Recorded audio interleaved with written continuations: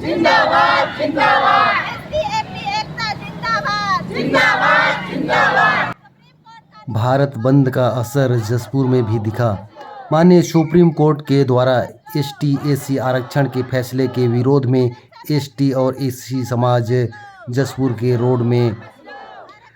के रणजीता मैदान के कॉर्नर में धरना स्थल बनाया गया था, जहां डॉक्टर भीमराव अंबेडकर जी के द्वारा लिखित भारतीय संविधान पर दीप प्रज्वलित कर रैली और सभा की शुभारंभ की।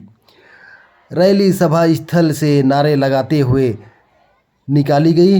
पुरानी टोली होते हुए बस स्टैंड महाराजा चौक होते हुए वापस सभा स्थल आई, जहां कई वक्ताओं ने माननीय सुप्रीम कोर्ट के एसटी एसी के आरक्षण के ऊपर क्रीमी लेयर लगाने से कितना नुकसान होगा, इसके संबंध में कई वक्ताओं ने अपनी बात रखी और अंत में महामहिम राष्ट्रपति के नाम कलेक्टर के माध्यम से ज्ञापन भी भिजवाए।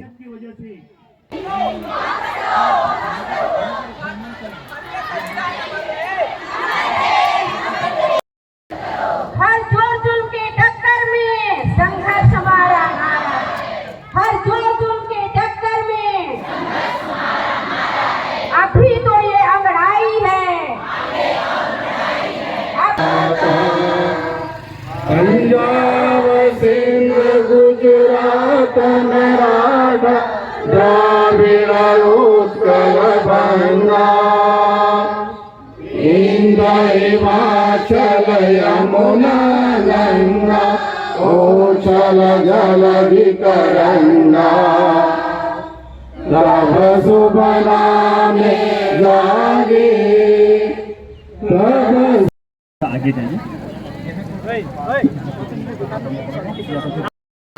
वर्गीकरण वापस लो वापस लो वापस लो। आरक्षण में वर्गीकरण वापस लो वापस लो वापस लो। संविधान वापस लो वापस लो। सुप्रीम कोर्ट का निर्णय वापस लो वापस लो। आरक्षण में क्रिमिनल वर्गीकरण वापस लो वापस लो वापस लो। आरक्षण में क्रिमिनल वर्गीकरण वापस लो वापस लो वापस लो वापस लो वापस लो। आरक्षण में क्रिमिनल वर्गीकरण वापस लो वापस लो वापस लो। अमर रहे अमर रहे अमर रहे अमर रहे। जिंदाबाद जिंदाबाद जिंदाबाद एसटी एकता जिंदाबाद जिंदाबाद जिंदाबाद। सुप्रीम कोर्ट का निर्माण वापस लो वापस लो वापस लो। सुप्रीम कोर्ट का निर्माण वापस लो वापस लो वापस लो। वापस लो वापस लो। आरक्षण में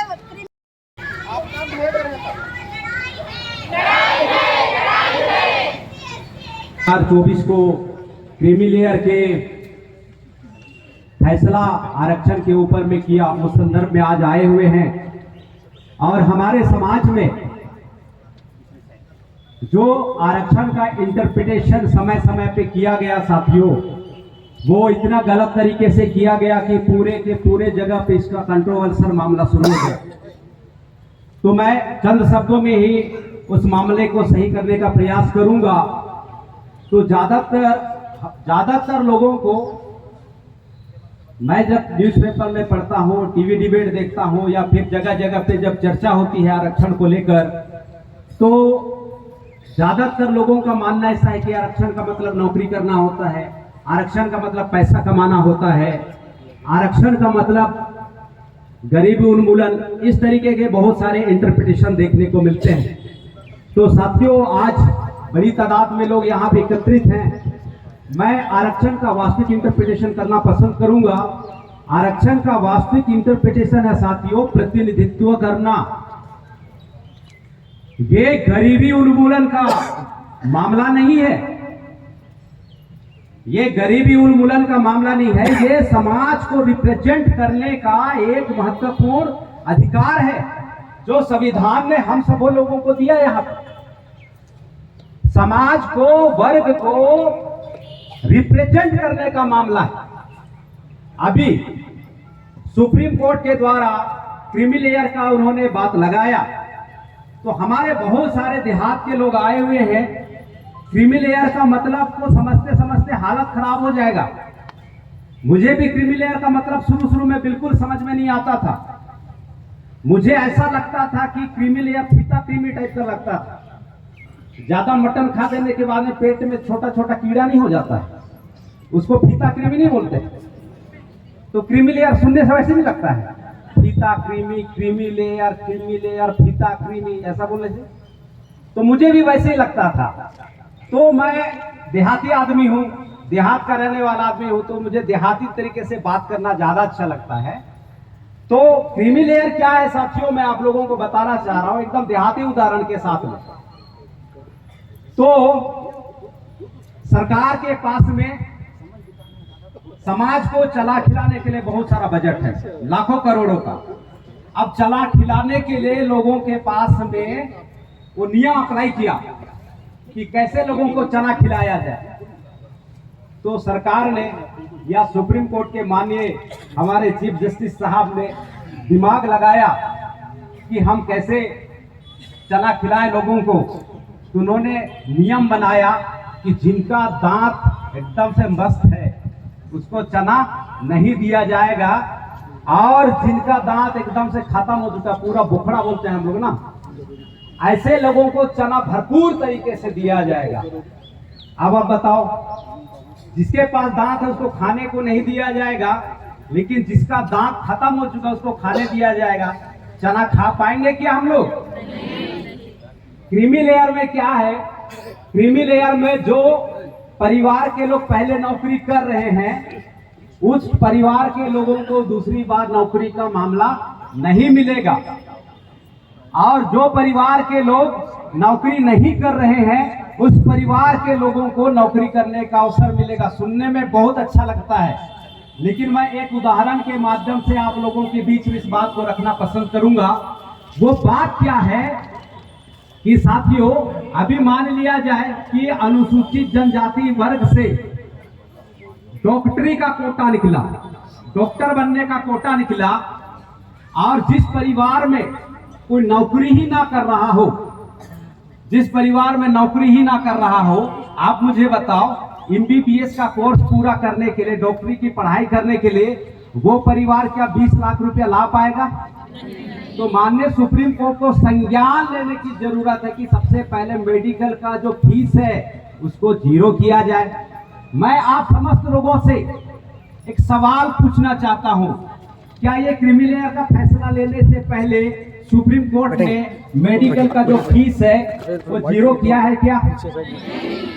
तो जब उसका लाभ लेकर हम आगे बढ़ रहे हैं, और ये कह नहीं सकते कि पूरी तरह से बढ़ चुके हैं, क्योंकि आज देखने में आ रहा है कि भारत देश एक ऐसा देश है जहां दुनिया का सबसे रिचेस्ट आदमी, सबसे अमीर आदमी भारत में है, और उसी भारत में एक गुफा में निवास करने वाला आदमी भी है। तो बहुत बड़ा असमानता है, इसको समानता नहीं कह सकते, ये सामाजिक विकलांगता है। इसको समान करने के लिए हमें और भी मौके की जरूरत है। अभी इस प्रकार कोई व्यवस्था नहीं चाहिए जो छेड़छाड़ किया जाए संविधान के साथ। आप चाहते हैं संविधान का छेड़छाड़ हुआ, होना चाहिए, नहीं होना चाहिए, बिल्कुल नहीं होना चाहिए। अभी तो हमने देखे हैं, दुनिया जानने की शुरुआत हुई है। अभी तो गुफा से थोड़ा सा शहर को आए हैं, आज से अगर पर काम किया जाए तो आदमी नीचे चला जाएगा। आज जसपुर के इस पवन धारा में पूरे देश के आह्वान पर संविधान की रक्षा के लिए जागरूकता रैली निकाला गया है। और आगे कहने से पहले मैं एक चाणक्य की बात आप लोगों के बीच में रखना चाहूंगा। चाणक्य के बाद अमल करके जो आगे बढ़ रहे हैं, और चाणक्य की बात को अमल करके कुछ लोग पीछे हट रहे हैं, उसका गलत परिणाम निकल रहा है। तो जानकारी जरूरी है, जागरूकता जरूरी है। तो इसको समझाने की कोशिश कर रहा हूं। चाणक्य का प्रमुख जो बहुत चर्चित कहावत है, साम दाम दंड भेद, आप लोग सुने होंगे, इन्होंने इतिहास पढ़े होंगे, सुने हैं साम दाम दंड भेद। तो ये नीति अप्लाई किए जा रहे हैं हम लोगों के ऊपर, हमें बांटा जा रहा है। इस बात को महसूस करना होगा, इस बात पे जागरूकता आनी होगी। वास्तव में साम दाम दंड भेद नहीं होना है। जो लोग साम दाम दंड भेद अपना रहे हैं वो गलत है। हमें साम दाम दंड भेद बताया जा रहा है, लेकिन साम दाम दंड भेद की जगह में साम दाम भेद दंड है, जो हमें नहीं बताया जाता है। पहले भेद किया जा रहा है, उसका शासन किया जा रहा है। आज शिक्षा की स्थिति देखने को मिल रहा है कि सरकारी स्कूलों का भी, पहले वक्ता ने कहा, सरकारी स्कूलों का जो क्रियान्वयन हो रहा है जो संतोषजनक नहीं है, और वहां से पढ़ लिख के IAS IPS नहीं निकल पा रहे हैं। जिसके लिए जागरूकता, हमें जागरूक होना पड़ेगा कि सरकारी स्कूलों में ऐसा क्यों पढ़ाई नहीं हो रहा है, और सरकारी स्कूल का टीचर अपने बच्चों को प्राइवेट स्कूल में क्यों पढ़ाने के लिए मजबूर हो रहा है। हम लोग टैक्स देते हैं, उस टैक्स के पैसे से उनको सैलरी जाती है, तो हमको हक बनता है उन पर अंकुश करने की। तो ये जागरूकता धीरे धीरे आएंगे, एक बार में नहीं होता है। बहुत लंबे समय से संघर्ष करते हुए आज जो हम लोग जीवन शैली जी रहे हैं, इसके लिए बहुत सारे लोगों ने कुर्बानियां दी हैं, आहुति दी है, और उसके आहुति के बलबूते पर आज हम समाज का नेतृत्व करने के लिए खड़े होते हैं। और मैं जो आरक्षण का लाभ लेके जो पद में है, बड़े पदों पे बड़े नेता बने हैं, IAS बने हैं, IPS बने हैं, पुलिस में है, शिक्षक में है, जो भी पद में है, उनसे मैं अनुरोध करना चाहूंगा कि आप थोड़ा समाज को भी देखें। जिस समाज में, जब समाज से आए हैं, उसे आपको हीन भावना की दृष्टि से ना देखें, जिसके बलबूते आपको मौका दिया गया है, जो आप इस पद पे पहुंचे हैं, जिस समाज के लेके, जिसके समाज ने ताकत दी, और आपको समाज को आगे बढ़ाने के लिए आपने आगे आया है, तो समाज को भी थोड़ा देखें। मैं ज्यादा नहीं बोलूंगा, मेरे पीछे और भी वक्तागण हैं, तो उनके मौका देना चाहूंगा। इतना ही कहकर अपना वाणी विराम करता। धन्यवाद, बहुत बहुत धन्यवाद। माननीय राष्ट्रपति के नाम चिट्ठी भी भेजी है कलेक्टर महोदय के माध्यम से। चिट्ठी में क्या लिखी है मैं सुनाता हूँ। अनुसूचित जाति एवं जनजाति समाज जसपुर ब्लॉक इकाई प्रति माननीय राष्ट्रपति, भारत सरकार, राष्ट्रपति भवन नई दिल्ली द्वारा जिला कलेक्टर जसपुर। विषय: अनुसूचित जाति एवं जनजाति में उप वर्गीकरण एवं क्रीमी लेयर का प्रावधान लागू नहीं किए जाने बाबत इस टाइप से आवेदन है।